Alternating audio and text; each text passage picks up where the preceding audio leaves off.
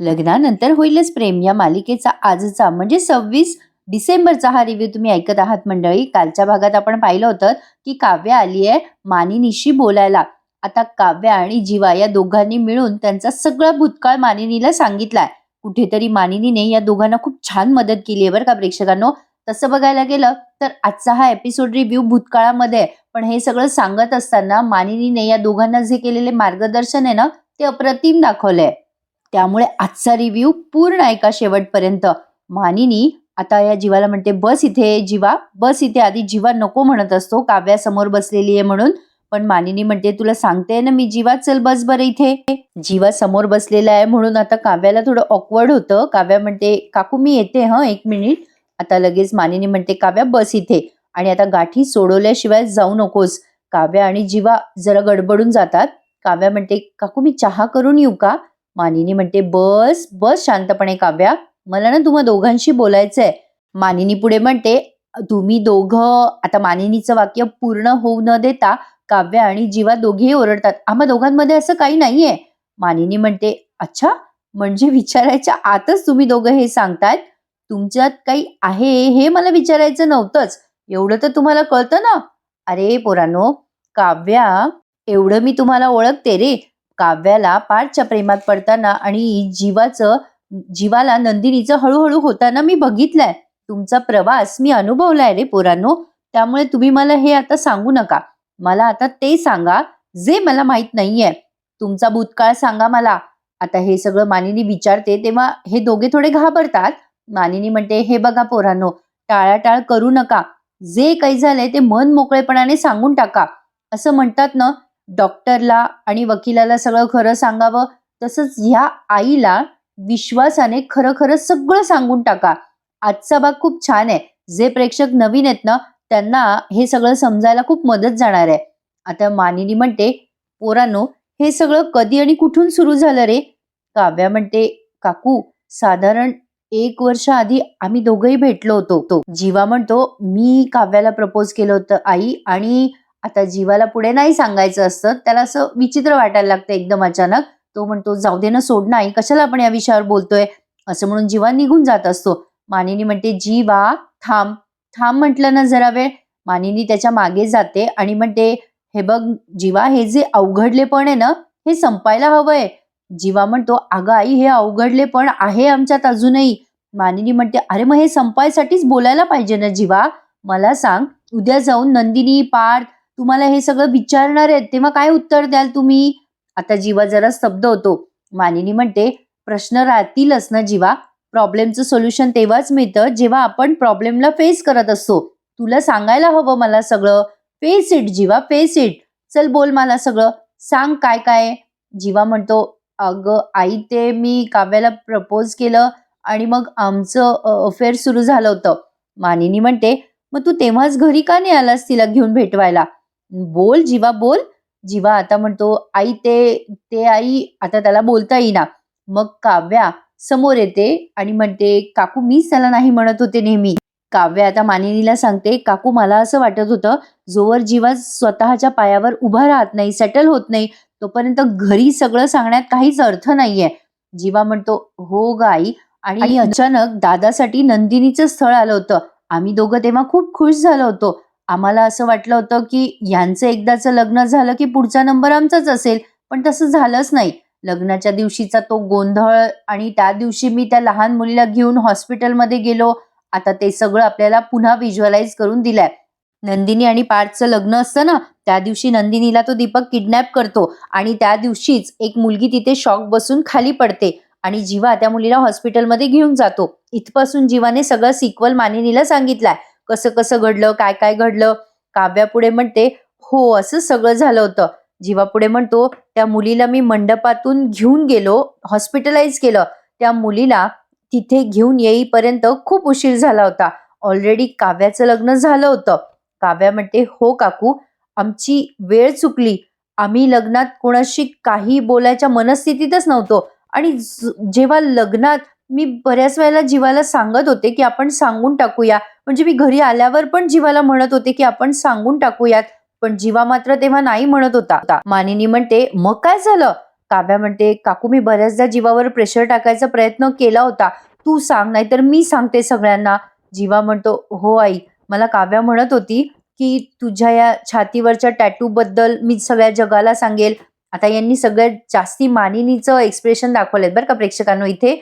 मानिनी म्हणते, जीवा मग तू काय म्हणाला होतास काव्याला?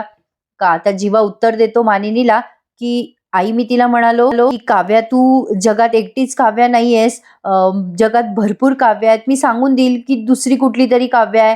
आता जीवा जेव्हा असं बोलतो ना मानिनीला, तेव्हा मानिनी चिडून म्हणते, जीवा काय रे, हे संस्कार केले मी तुझ्यावर?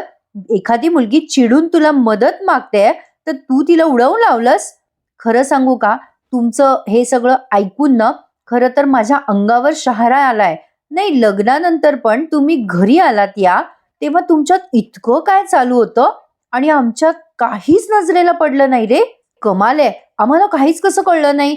काव्या तू एकटीने कुडत होतीस, तुला गुदमरायला नाही झालं का?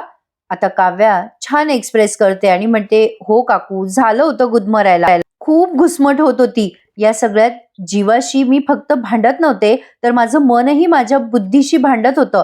असं वाटत होतं झालं गेलं विसरून जावं, पण मग मग मात्र माझं मन मला हे विसरायला लावत नव्हतं.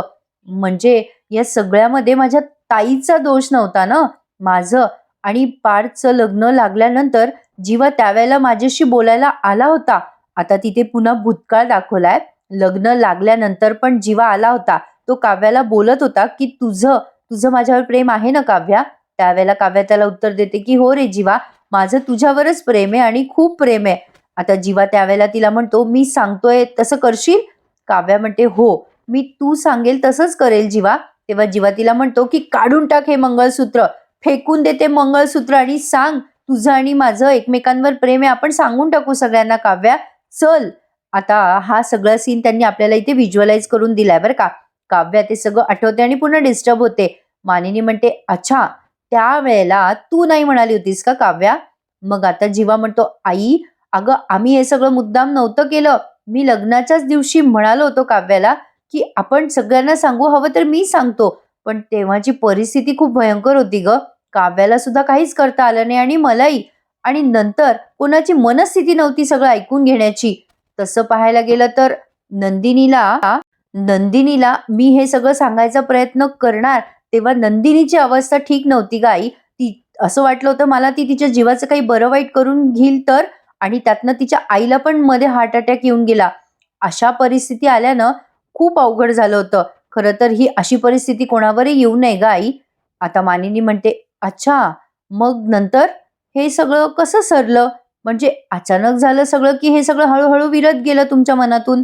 आता जीवा एक मोठा उसासा टाकतो आणि बाजूला जातो आणि म्हणतो, आई अगं शेवटी तो दिवस आलाच होता. मी मी माझ्या छातीवरचा तो काव्या नावाचा टॅटू आहे ना, तो जाळून टाकला आणि आमच्या भूतकाळाला त्या दिवशी पूर्णविराम मिळाला. मानिनी म्हणते, अरे बापरे, म्हणजे जीवा तू तू ते फार्म हाऊसला जे तुला ते जखम झाली होती ते सगळं हे होतं का काय? अरे बापरे. मानिनीला ते सगळं ऐकून धक्का बसलाय. आता काव्या पण समोर येते आणि म्हणते, हो आम्ही आमच्या नात्याला त्याच वेळेला पूर्णविराम दिला आणि मागे वळून कधीच बघितलं नाही. आमच्या नात्याला आम्ही क्लोजर दिला आणि मागे वळून नाही बघितलं. जीवा म्हणतो, त्यानंतर आम्ही आम्हाला जे मिळालंय ते हळूहळू तपासून बघितलं आणि नंतर आमच्या लक्षात आलं की आम्हाला जे मिळालंय ते खूप आहे. काव्य आता मानिनीला म्हणते, हो मानिनी काकू, मला पार्थ देशमुख मिळाले, माझ्यावर बिनशर्त प्रेम करणारे. अनकंडिशनल असा इंग्लिश शब्द तिने वापरला आणि मग म्हणते, ग्रीन फ्लॅग होते माझ्यासाठी पार्थ देशमुख. ते मानिनीला काही कळलं नाही आणि अजून मलाही कळलं नाही बरं का नेमकं काय भानगड ही.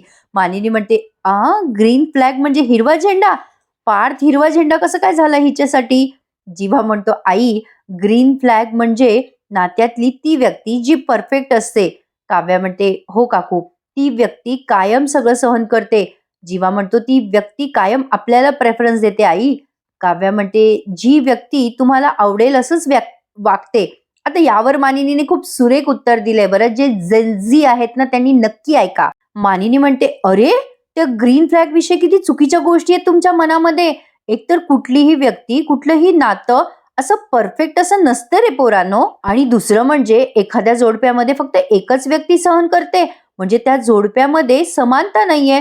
इक्वॅलिटीज नसेल तर काय उपयोग आहे जोड्यांचा? आणि जीवा, तू असं म्हणतोयस की ती ग्रीन फ्लॅग व्यक्ती तुम्हाला प्रेफरन्स देते का? का असं का? एकाच व्यक्तीला का महत्व द्यायला हवं जोड्यांमध्ये? तुम्ही कोण आहात मोठे टिकोजीराव? आणि सगळ्यात महत्वाचं म्हणजे तुमची ती ग्रीन फ्लॅग व्यक्ती कायम कायम तुम्हाला हवं तसंच वागेल का? आणि तुम्ही तुम्ही काय त्याचा फायदा घेत राहणार का नेहमी? काव्या म्हणते, नाही काकू तसं नाही. मानिनी म्हणते, नाही कसं? हो, आत्ता सुद्धा तुम्ही तेच करताय.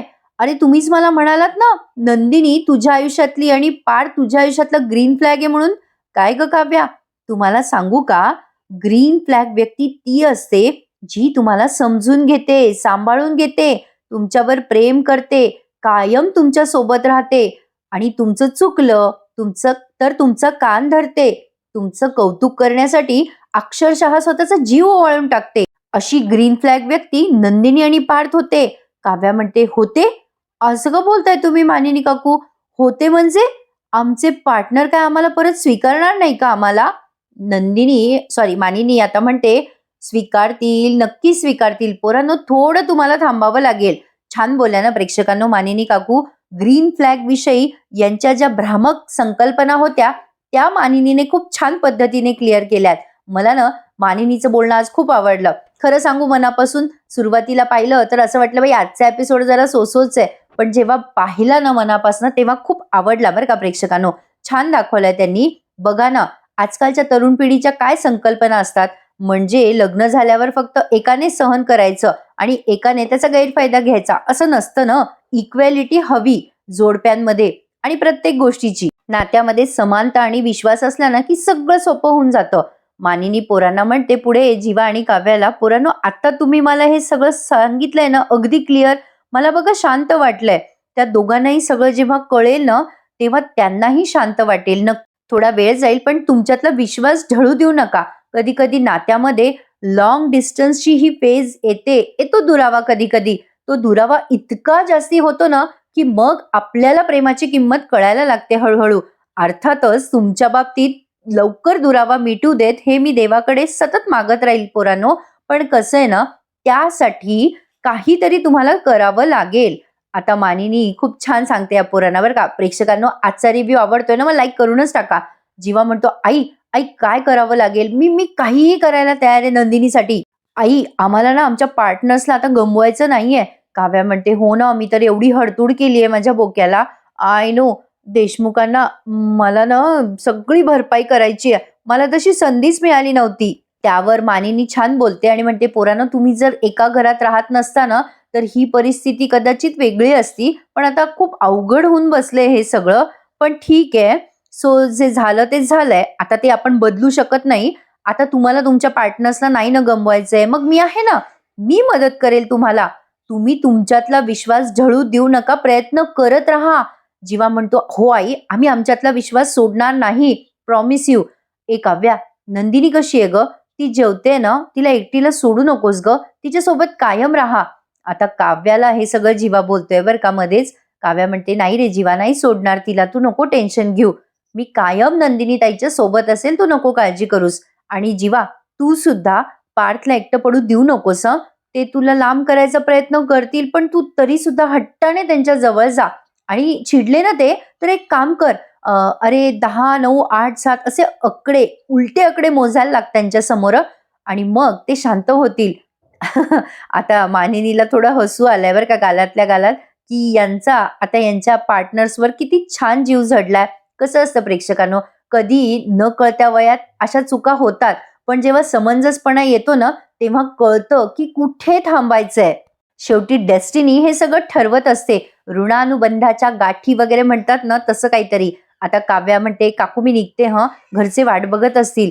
असं म्हणून आता काव्या निरोप घेते या दोघांचा. पण काव्या जाता जाता तिच्या बेडरूम मध्येच जाते बरं का. देवालाही नमस्कार करते. आता ही मानिनी जीवाच्या असं गालात लाडाने मारते आणि म्हणते, येडपोरगच आहे माझं. आणि आता जीवा त्याच्या आईला अशी मिठी मारतो. छान आहे प्रेक्षकांनो यांचे रिलेशन. मालिकेमध्ये ना कसले सॉलिड डायलॉग लिहिलेले आहेत, खूप भारी वाटलंय. आता इकडे पार्थ आणि नंदिनीचं उरलेलं संभाषण ऐका. काल त्यांनी दाखवलं होतं ना, त्याच्या पुढचं दाखवलंय आता. पार्थ म्हणतो नंदिनीला, त्या म्हणत होत्या की मला आता पार्थ व्हायचंय, जे तुम्ही केलं ते मला करायचंय. नंदिनी म्हणते, "पार्थ तुम्ही एक्सेप्ट करा ना काव्याला प्लीज." जीवा आता हा पार्थ म्हणतो, "तुम्ही जीवाला एक्सेप्ट करणार?"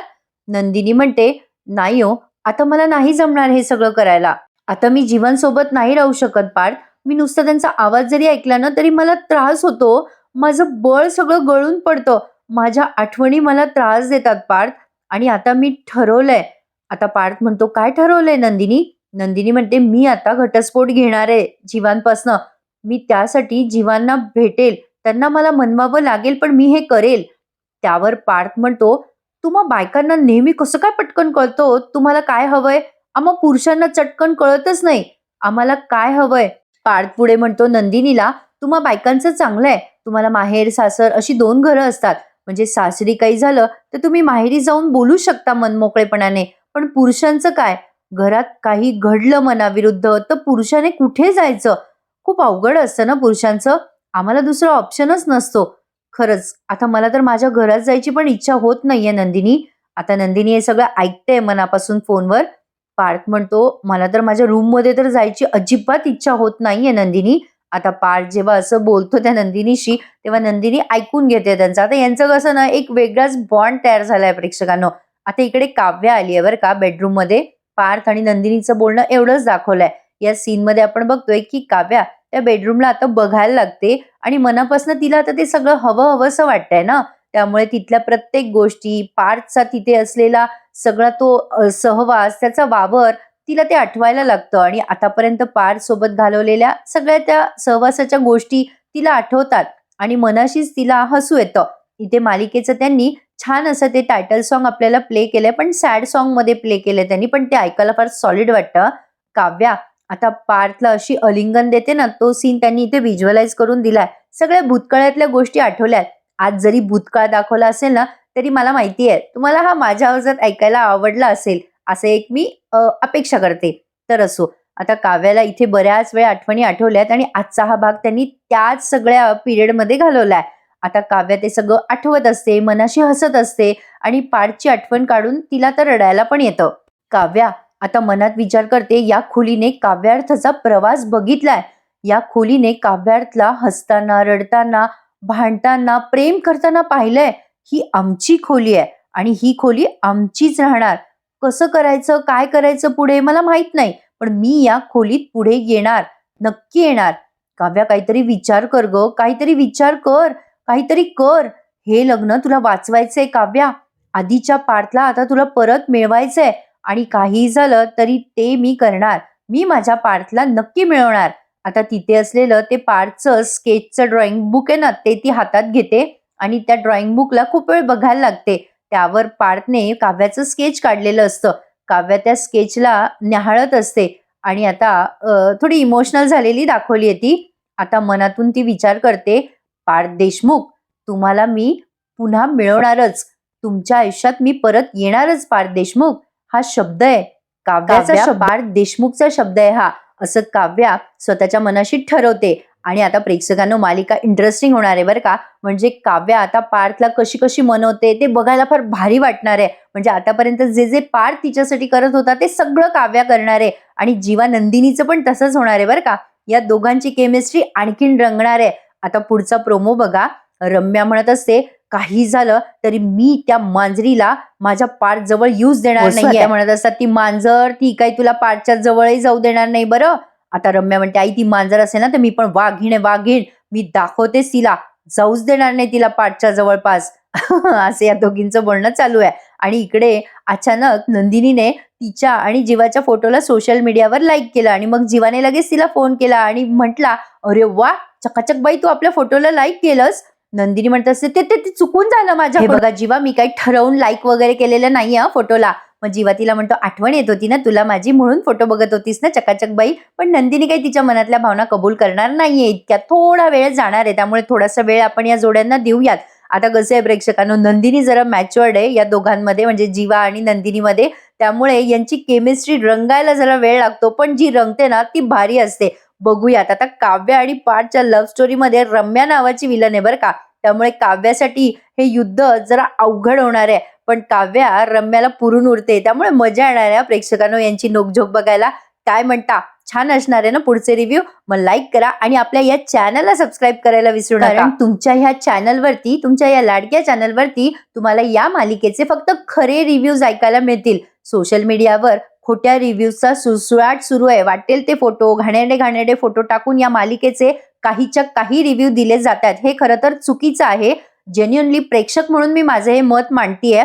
पण असो, हा ज्याचा त्याचा व्ह्यू आहे, आपण काही सांगू शकत नाही. पण जर तुम्हाला मालिकेचे खरेखुरे रिव्ह्यूज ऐकायचे असतील तर मी अनघा, माझी आवडती सिरियल या तुमच्या हक्काच्या चॅनलला लाईक करायला विसरू नका. प्रेक्षकांनो, चॅनलला सबस्क्राईब करा आणि भेटूयात उद्या पुन्हा एकदा लग्नानंतरच्या इंटरेस्टिंग रिव्ह्यू मध्ये. तोपर्यंत काळजी घ्या स्वतःची. धन्यवाद.